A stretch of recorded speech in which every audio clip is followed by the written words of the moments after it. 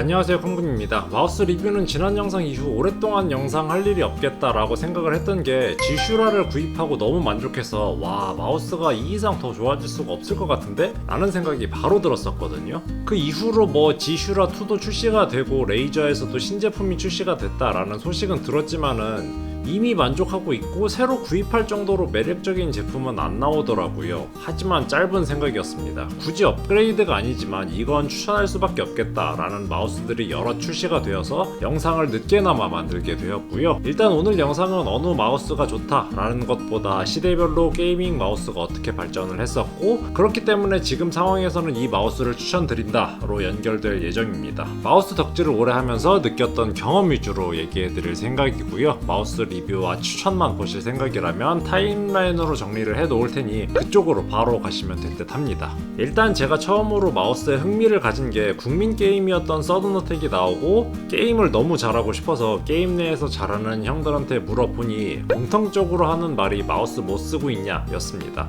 마우스에 삼성 로고가 있길래 삼성 마우스 쓴다 라고 하니까 무조건 로지텍 마우스를 사라 라는 조언을 들었습니다. 하지만 당시에 저도 인식이 마우스는 그냥 컴퓨터 살 때 기본으로 주는 기본템이라는 느낌이라서 돈을 주고 마우스를 산다는 것 자체가 이해가 안 됐었지만 여러모로 검색을 해봐도 공통적으로 하는 말이 FPS는 기본적으로 마우스는 게이밍 마우스를 써야 한다 라는 의견이 대부분이어서 3일 밤낮으로 쓸만한 마우스를 검색한 결과 로지텍 옵티컬 마우스라는 걸 찾아냈습니다. 아마 그 당시에 가격대가 2만원이었던 것 같고 게이밍으로는 쓸만한 마우스 중에서는 가장 저렴한 가격이지만 그래도 일반 마우스랑 비교하면 하늘과 땅만큼 차이가 있다 라는 얘기가 있어서 큰맘 먹고 구입했던 기억이 있습니다. 일단 마우스를 바꾸자마자 느꼈던 게 일반 마우스를 쓰다 보면은 손을 빠르게 움직이면 마우스를 인식 못하고 아예 화면이 돌아버리거나 마우스가 튀는 경우가 많았는데 로지텍 마우스로 바꾸자마자 일단 에임이 내 생각대로 잘 따라가 주고 가장 중요한 게 마우스 튀는 게 없다는 것 자체만으로 게임 실력이 엄청 올라갔습니다. 수치상으로 말씀드리면 마우스를 바꾸기 전에는 서든어택 킬데스가 48%였는데 62%까지 점점 올라가더라고요. 이때부터 마우스에 엄청난 집착을 했었죠. 그래서 로지텍 G1, MX510, MX518, 마이크로소프트의 X3.0 등 게임이 안되고 슬럼프 때마다 마우스를 업그레이드를 했었고 좋은 마우스가 있는 PC방을 찾아다니기도 했었습니다. 어찌됐든 제 기준에서는 이때가 1세대 게이밍 마우스라고 생각이 되는데 저랑 비슷한 세대의 마우스 덕후분들은 기억하실 거라고 생각이 됩니다.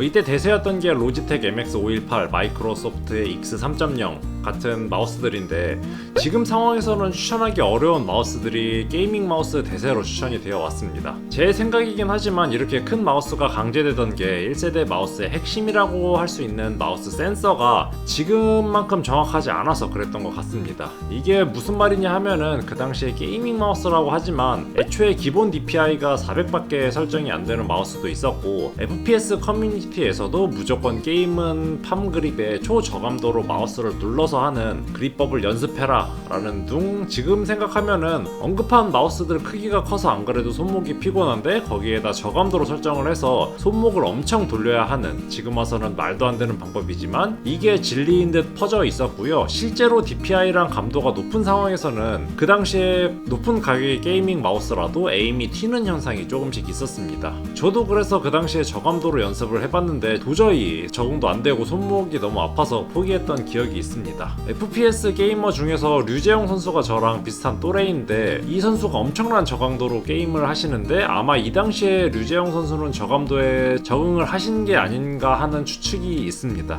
지금에서야 DPI를 높게 설정하고 마우스를 휙휙 돌려도 센서 성능이 좋아서 에임을 놓치지 않는데 그 당시에는 아무래도 기술력이 떨어지다 보니 에임 정확도를 높이기 위해서 그 당시 사람들도 연구를 해서 저감도에 마우스를 휙휙 돌리지 못하는 큰 마우스가 게이밍에서 정답이라고 생각이 되어서 나온 게 아닌가 싶습니다. 그래서 지금에서 보면은 정말 기괴했던 마우스도 출시를 했었는데 게이밍 마우스에 무게추를 추가로 넣을 수도 있어서 원하면 더욱더 묵직한 그립감을 느낄 수 있게 만들었다 이런 마우스도 있었습니다. 이렇게 1세대는 센서였다면 2세대에서는 센서는 기본이고 그립밥에 따른 다양한 모양의 마우스 쉘들이 출시가 되었던 게 2세대의 포인트였던 것 같습니다. 그래서 이 당시에 FPS 커뮤니티 사이트에서 유행했던 마우스가 로켓 컴퓨어 마우스와 조이기어 시리즈였죠. 처음에는 이런 마우스에 적응을 못했던 게 기존 마우스들은 고급 게이밍 마우스라고 하면은 6에서 10만원 하는데 G1 같은 보급형 마우스와 고급형 게이밍 마우스의 차이점이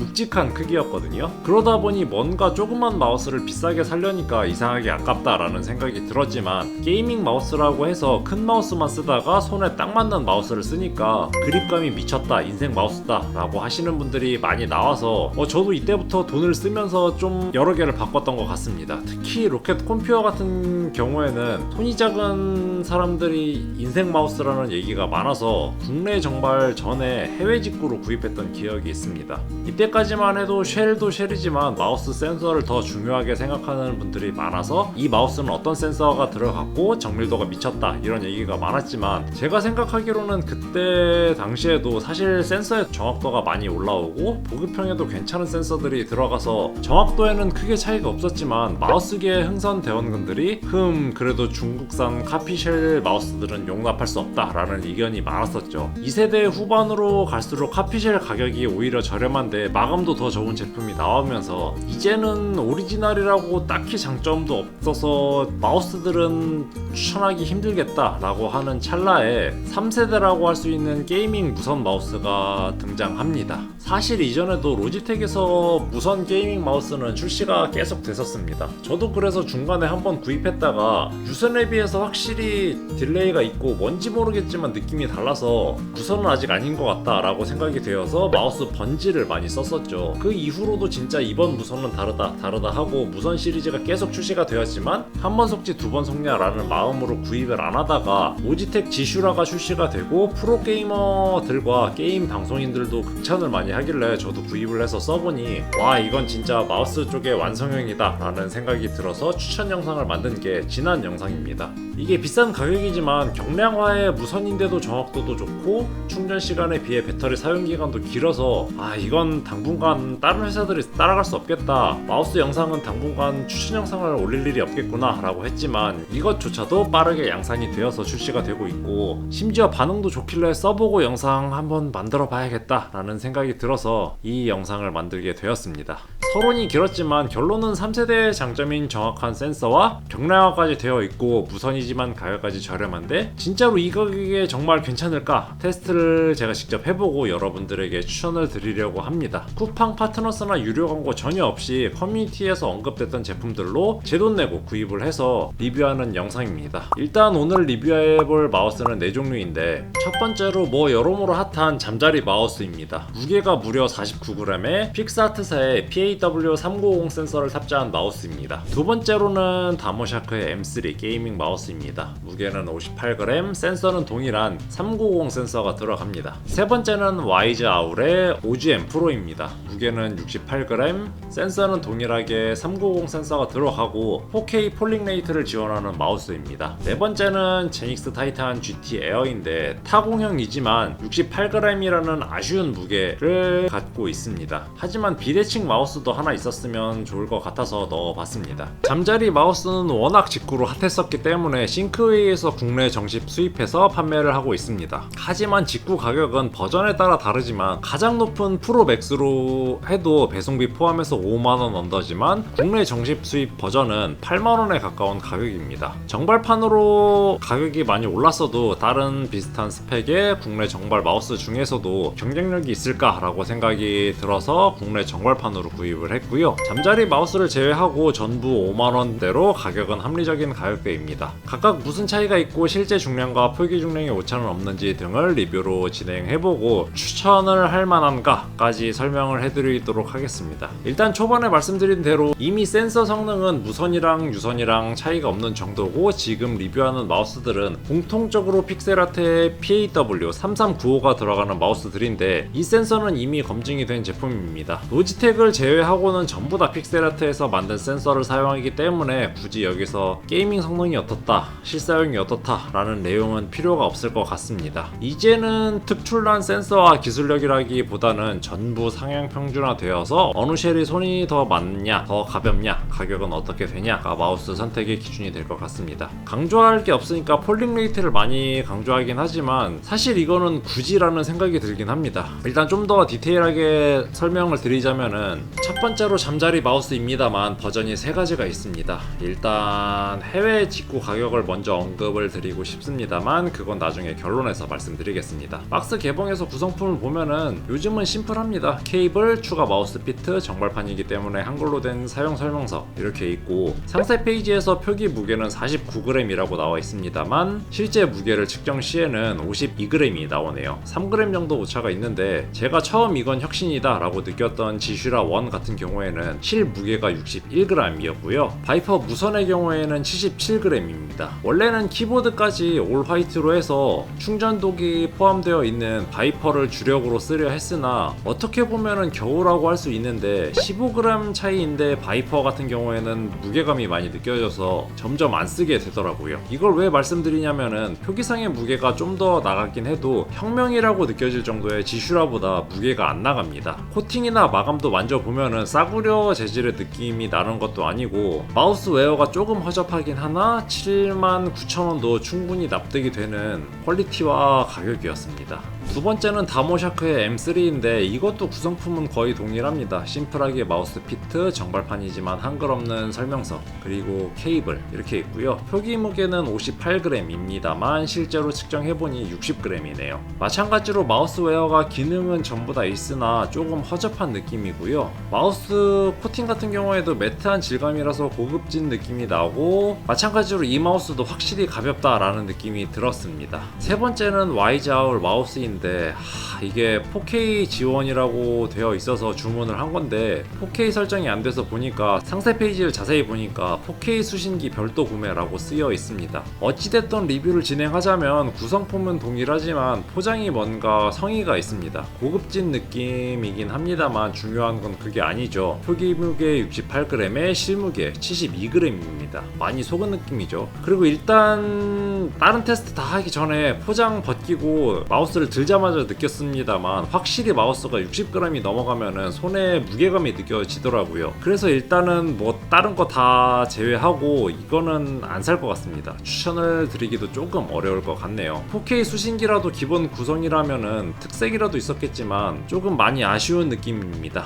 마찬가지로 마우스 웨어도 인터페이스가 허접합니다만 기본 기능은 다 들어 있습니다. 네 번째로는 제닉스 타이탄의 GT 에어인데 제닉스 같은 경우에는 카피쉘의 명가죠. 이전에도 지슈라와 동일한 쉘을 써서 짭슈라로 유명했었는데 이거는 누가 봐도 마우스 쉘이 로켓 콤퓨어와 비슷하죠. 그렇기 때문에 이런 비대칭형 마우스를 선호하시는 분들도 있어서 일단 구입을 해봤습니다만 표기상 스펙은 68g인데 실제 측정 시에는 69g으로 가장 양심적인 표기를 했고, 이런 타공형 마우스가 싫으시면은 이런 식으로 교체도 가능합니다. 다만 무게가 2g이 늘어나고 마우스 웨어는 그나마 4개 중에 가장 깔끔히 느낌이 들었고, 마찬가지로 솔직하게 비대청 쉘에서 장점을 가져가기에는 무게가 70g 가까이 되다 보니까 묵직한 느낌이 느껴져서 마찬가지로 추천은 드리기 힘들 것 같습니다. 자, 그래서 결론적으로 마우스 전부 다 가격대에 비해서 정말 괜찮았고, 이상하게 60g이랑 70g은 손에서 느껴지는 게 컸습니다. 그래서 최종적으로 추천해드릴 만한 마우스는 잠자리와 다모샤크 M3입니다.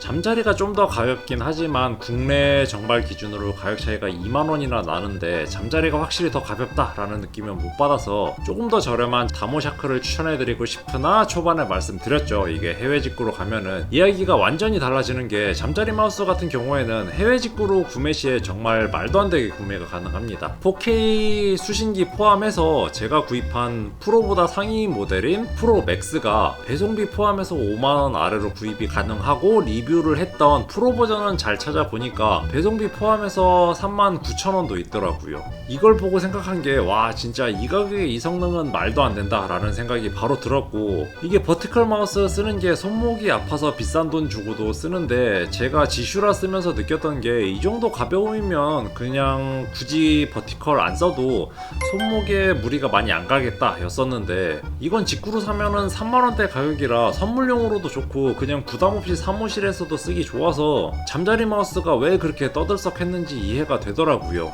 다만 해외 직구이다 보니까 안 좋은 리뷰들의 대부분이 배송이 너무 늦다, 한 달 만에 받았다, 이런 이야기가 많았습니다만, 배송이 늦게 와도 상관이 없다, 나는 그냥 천천히 받으련다 라는 분들은 무조건 직구로 구매를 하시면 될 것 같습니다. 요즘은 해외 직구 사이트가 아니라 쿠팡이나 네이버에서 검색해도 좋은 가격에 그냥 직구로 올려져 있는 경우도 많아서 구입도 쉽더라고요. 다모샤크 같은 경우에는 내가 당장 마우스를 써야 하는데 혹은 마우스를 급하게 선물로 줘야 해서 급하게 필요하고, 해외 직구는 아무래도 AS나 초기 불량 때문에 불안하다 라고 하시는 분들은 다모샤크를 구입하면 될 것 같습니다. 그리고 국내 정발 제품들 중에서 영상을 만드는 와중에 더 찾아보니까 다얼유 A950G라는 제품이 비슷한 스펙의 60g 언더인데 49,000원이더라고요. 이 마우스도 굉장히 가성비가 좋은 것 같습니다. 이번 영상을 만들면서 사실 마감이나 클릭압, 마우스 정확도, 실사용시 느낌 이런 걸 안 보여드린 이유가 진짜 그냥 거기서 거기입니다.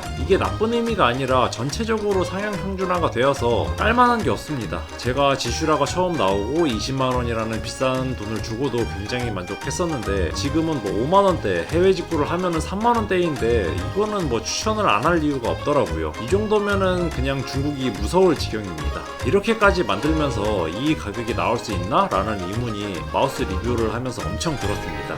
그리고 내 돈 내고 마우스 사기 그래도 조금 아까운데 라고 하시는 분들도 있을 것 같아서 이벤트도 준비해봤습니다. 리뷰에서 썼던 마우스 4종류를 구독, 좋아요, 댓글을 남겨주시면은 추첨을 통해서 4분에게 보내드리려 합니다. 아무 말이나 댓글 남겨주시면은 6월 27일에 고정 댓글로 당첨자 4분 올려놓겠습니다. 오늘도 영상 봐주셔서 감사드리고 도움이 되셨으면 좋아요 좀 부탁드리겠습니다. 다음 영상에서 뵙겠습니다.